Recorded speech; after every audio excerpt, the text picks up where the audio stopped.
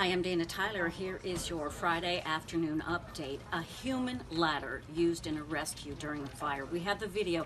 It is shaky, and that is understandable because of this fire. Two men running to it. They hear a woman on a rooftop, burning restaurant, crying for help. Now, one of these men, Andy Montrum, is 6 feet 9 inches tall. He uses his height by hoisting up a friend onto his shoulders so that that person could reach the roof and get to Madeline Cornaro, who's a co-owner of the restaurant. Kev, get her up here. On my back. Go. If someone wasn't there in the next, 2 or 3 minutes, it would have been much worse. Montrum says he's not a hero. He just did what anybody would do, help someone in need. The Centers for Disease Control just came out with some new information about the flu, the epidemic across the country. Cindy Hsu covering that today. Cindy. Yes, everyone's talking about it. Dana, I think the biggest takeaway from this announcement today was that you'd think we'd be at the peak of the flu season because so many people are being hospitalized, but apparently it's still going to get worse. Because it's what, almost February? Is that when it usually February, and they say this may even last into summer. So it's a long one. It's interesting. And yesterday, the governor, he had the executive order, and he made flu shots more available to children. I have a daughter, she's 14 years old. I had a hard time going to the pharmacies, and they would say she has to be 18. So then I had a hard time finding a flu shot for her. But because Governor Cuomo put that in place, now the pharmacies can give kids 2 to 18 the flu shot, so it'll be more accessible. The other thing about it is all of us doing what we can every day. Doctors say the number one thing is get a flu shot. It's not too late. And however you feel about it, it's safe. I've been talking to a lot of doctors about that.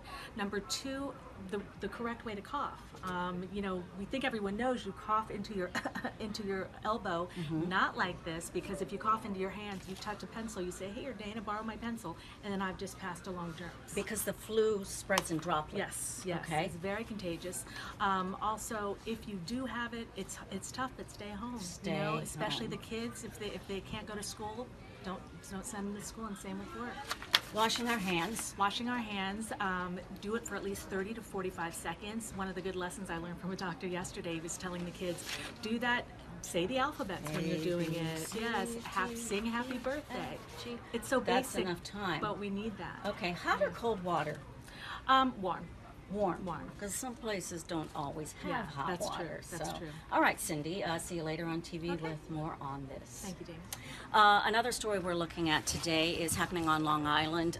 People complaining about airplane noise and that the planes are flying too low to their homes. These planes from LaGuardia and JFK airports, some residents say they're counting 350 passes a day. They say they've talked to their lawmakers, but the residents say their complaints are falling on deaf ears. The New York Giants introduced their new head coach today at a press conference. Steve Overmyer was there and says things got started in a unique way.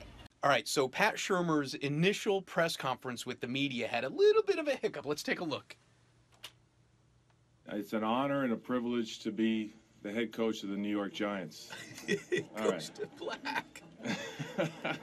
Okay, that's all right. Listen, the lights go out. Sometimes the lights go out, but the key isn't when things go wrong, it's how you handle when things go wrong. And he seemed unfazed. Honestly, if this is the worst thing that's going to happen, I know a lot of people are going to say, okay, this is an inauspicious beginning for the new head coach. But I think this is a great indicator of how he handles problems when they come up.